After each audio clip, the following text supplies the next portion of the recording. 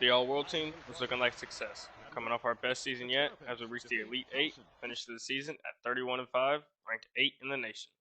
Although it did take us quite a few years to get things going.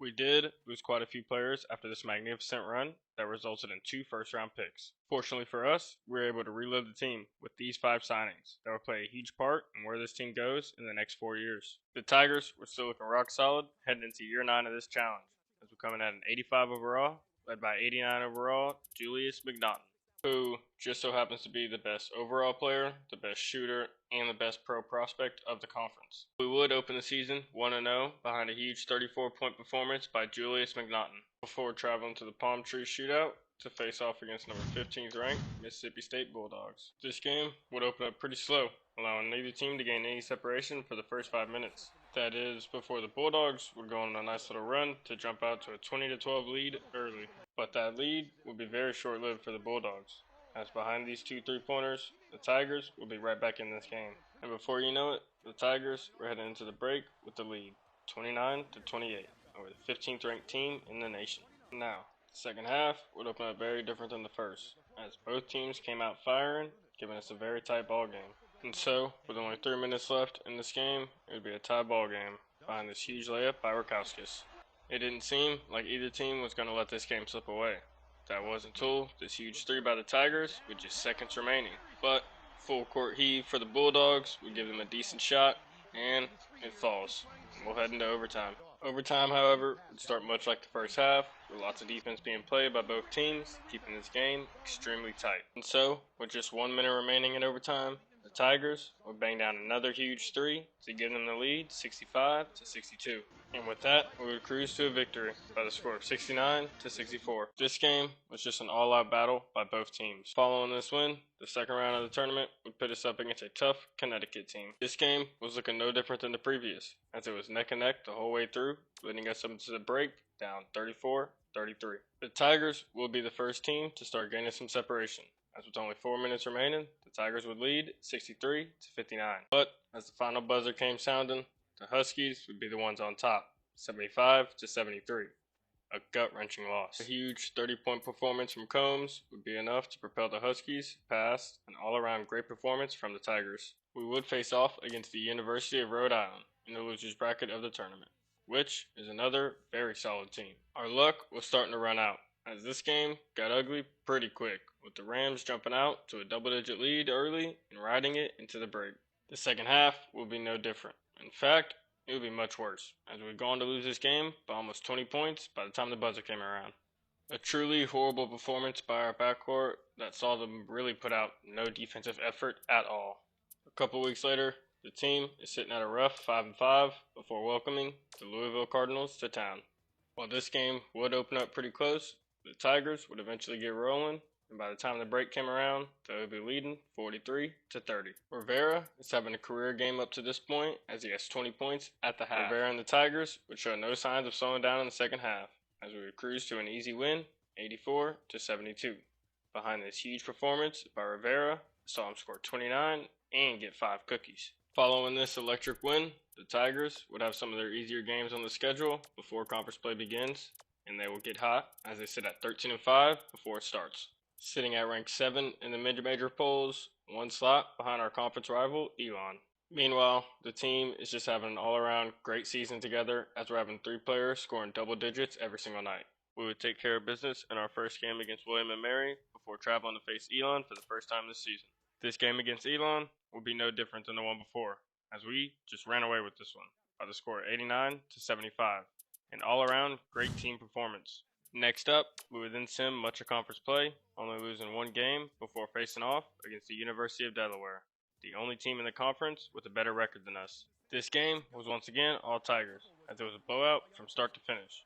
Tigers would go on to win by an impressive 33 points on the road, giving them the tiebreaker advantage if the conference does come down to it. And coming into our last game of the season, a win or loss here does not matter for the Tigers, as they will be crowned in-season conference champs after finishing the season 28-6 with an insane 15-1 conference record.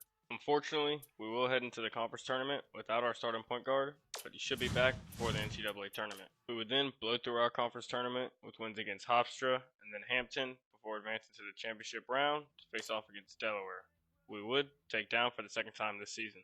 Our terrific season and conference championship will land us at the 6th seed, facing off against a sneaky good 11-seeded Houston in the first round. This game will start out all Tigers, as we jumped out to a 10-point lead early. Shortly after that, we extended it to 20, all before the first half would end. This will be more than enough to see the Tigers propel through the finish line with the win, 71-46, advancing to the second round. Rukowski's 27-point outing definitely played a major role in the win, so we'll need him to keep performing throughout this tournament. To be honest, this next round wasn't looking good for the Tigers, as 3-seeded North Carolina was coming in at a staggering 97 overall. The Tigers would open this game better than most thought with the Tar Heels, as both teams were trading baskets early. The entire first half would consist of much of the same, with neither team being able to create any separation from the other. This would lead the Tigers into the break down by only 2 points to the 3-seeded Tar Heels.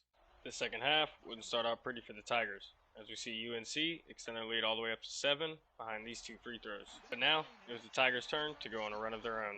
And with big plays one after another, the Tigers would eventually tie this game back up at 34 behind this big 3 by Ayuda Vicious, 10 minutes remaining. With the minutes slowly ticking by, the Tar Heels would still have a small lead. They would eventually bring this lead to nearly double digits, and that will be all she wrote for the Tigers, as we didn't have enough to come back, falling 55-49 in the second round. McNaughton played decent in his final game with the Tigers, while Rukowskis and Bakinde didn't show up for us when it really mattered. All in all, the team truly played great together this season, as Rukowskis comes in as a surprise leading scorer, while McNaughton and Vassallo contributed 10 plus a night as well. McNaughton would go on to be our only award winner, as he makes an appearance on the first team all-conference, and his stellar senior season was enough to see him get drafted. Tigers would add 4 more world players to the roster, headlined by 5-star shooting guard Aaron Martin out of Australia to close out the season. The team definitely has taken a step back from previous years, as we don't have a single 80 overall, and we come in as an 83 overall to start the season. But freshman Aaron Martin could hopefully be a difference maker for us. And let's just hope the confidence of being back-to-back outright conference champs can help put the team in a better position.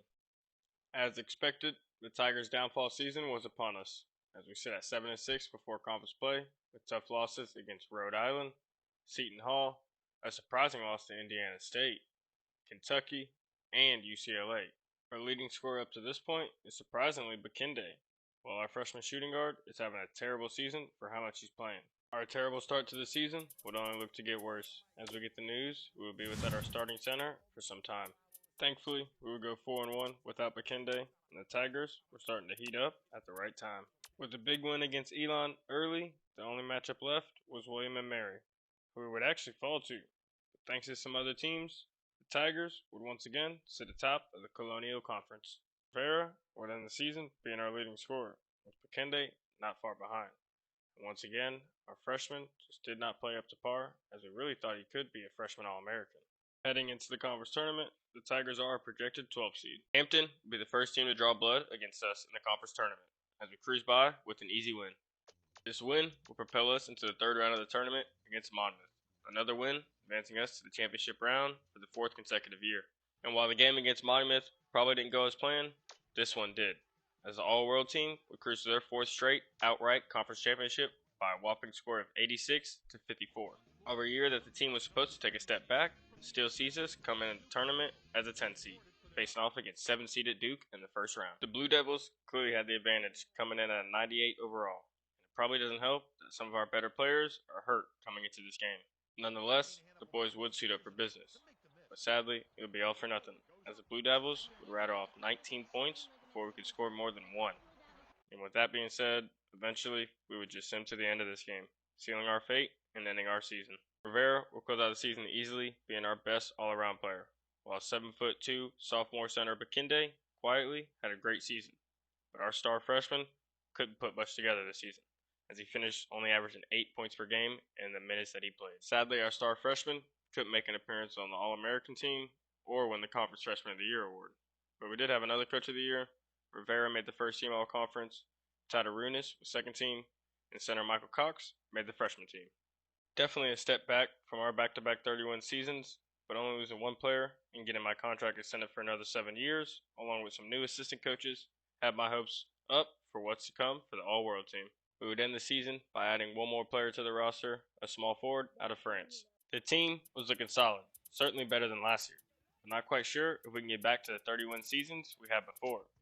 But after previewing the conference, we were far ahead of everyone else, coming in at an 86 overall. To open the year, the Tigers will welcome the number 4 ranked Wisconsin Badgers to town, who, to be honest, doesn't have the team to be ranked in the top 4 in my opinion.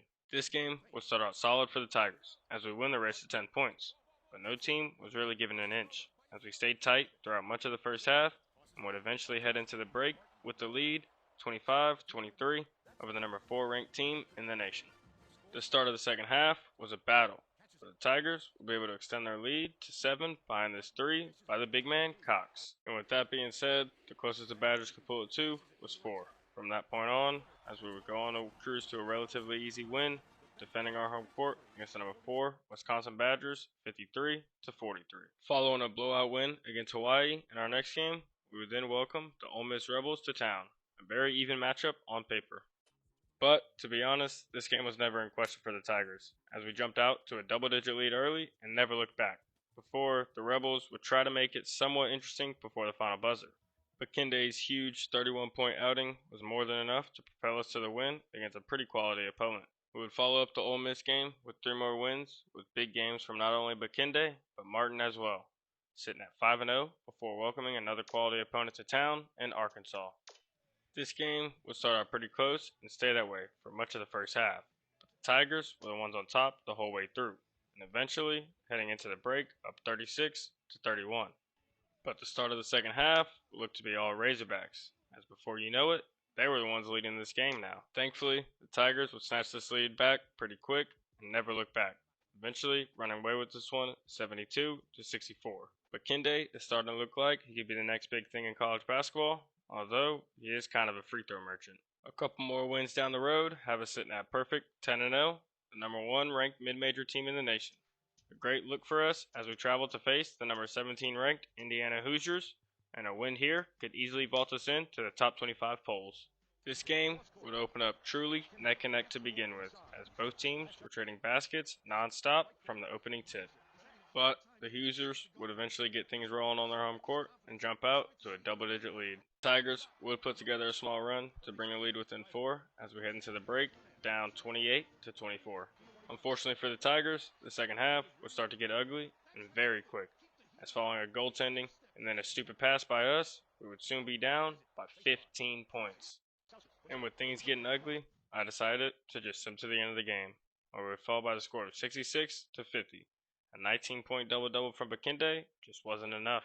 Following the Tigers' first loss of the season, the team was still looking extremely well, as the team unity and game experience is growing, and we have a top 25 ranked offense and defense in the country. We would pick up some easy wins in our next few games behind monster play from Bakende before facing off against a ranked Providence team in the middle of conference play. Once again, it seemed like the Tigers' luck had run out against these ranked teams, as we would fall behind by double digits pretty early in this one. The Tigers were able to start to get something going before the half ended, but it just wasn't enough as we headed to the break down 37-32. The second half was much of the same, if not worse for the Tigers, as Providence would carry their lead all the way to the finish line, winning by the score of 77-61. Despite this loss, the team will continue our success of dominating our conference as we finish the season 27-3 with a 15-1 conference record. Bakende quite literally carried the team on his back this season with 21 points per game and not a single other double-digit scorer. This would make Bakende the best pro prospect in the conference, and Galindo is somehow the best shooter. The Badgers would somehow finish the season ranked 1, while we sit at 17 despite our win against them. Tigers are projected to be a 4 seed in this upcoming tournament. Per usual, the Tigers would absolutely blow through our conference tournament with wins against Hampton first, then Monmouth in the next round, and in the championship game against Northeastern. Towson's terrific season will bring them into the tournament as a 4 seed, with a very easy first round matchup. As expected, the All-World team would absolutely blow through Tennessee State before facing off against a tough Maryland team in the second round. Unfortunately, the file for the Maryland game did corrupt, and I can't edit it.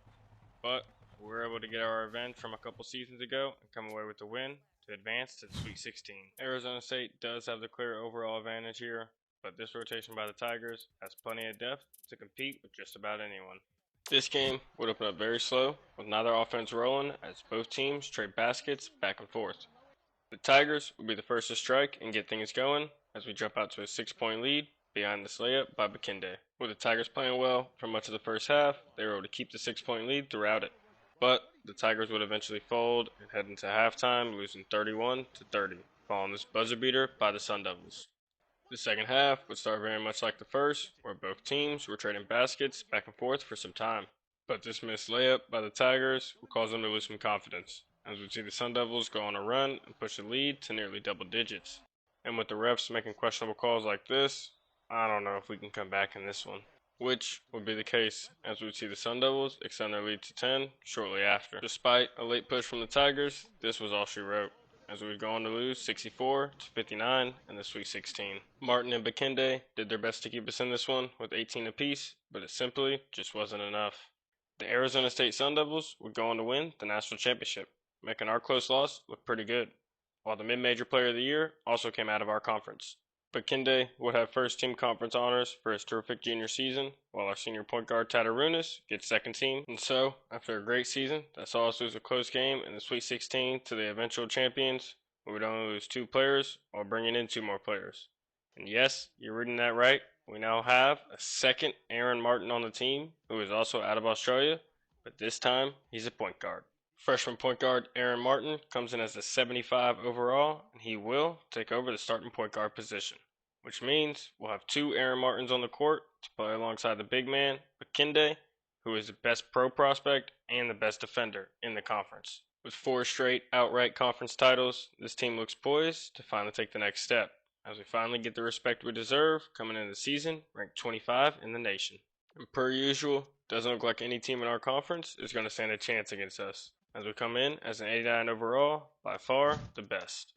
This roster is one of the deepest that I've had, as we truly have starting caliber players all across the board. Hopefully, this can be the team to lead us to the promised land. The all-world team would open the season with 2 easy dubs before facing the number 20 ranked Michigan Wolverines in the second round of our in-season tournament. A pretty even matchup on paper would see the Tigers jump out to a 6-point lead early behind this 3 by the shooting guard Aaron Martin. But it wouldn't be long before the Wolverines went on a run of their own to take the lead. Much of the first half would continue to go back and forth from here, with both teams trading buckets. Eventually, the Wolverines would get hot and start to pull away, as we head into the break down 44-38. The second half would have the Wolverines extend their lead to nearly double digits behind this big 3, but the Tigers were not giving up. They start to go on a run of their own to bring a lead within 3 points. At this point, the Tigers were red hot, and were not only able to tie the game, but even take the lead back for the first time since very early in this game. This run by the Tigers will bring us all the way to a double-digit lead, and we would ride it to the finish line, winning by 10 points against the number 20 ranked Michigan Wolverines. Bakinde and shooting guard Aaron Martin exploded with 20 points apiece, while the freshman point guard Aaron Martin had 11 assists. The team sits at 4-0 before our next and arguably toughest challenge of the season as we take on the 16th ranked Illinois. This game would open up all Tigers, as the all-world team would go on a run to put them up 6-0. But, per usual, it wouldn't take long for the Fighting Illini to go on a run of their own and tie this game up at 11. The rest of the first half was a complete battle, with no team gaining any separation as we head into the break down 33-30. The start of the second half would see the Illini extend their lead to nearly double digits. Slowly but surely, the Tigers would bring it back to a game and eventually take the lead with under 3 minutes remaining. Illinois would take the lead right back, and this small lead would be enough to guide them to the finish line, winning 67-62. Bakinde played rock solid, while point guard Aaron Martin had a great game, and shooting guard didn't do very much.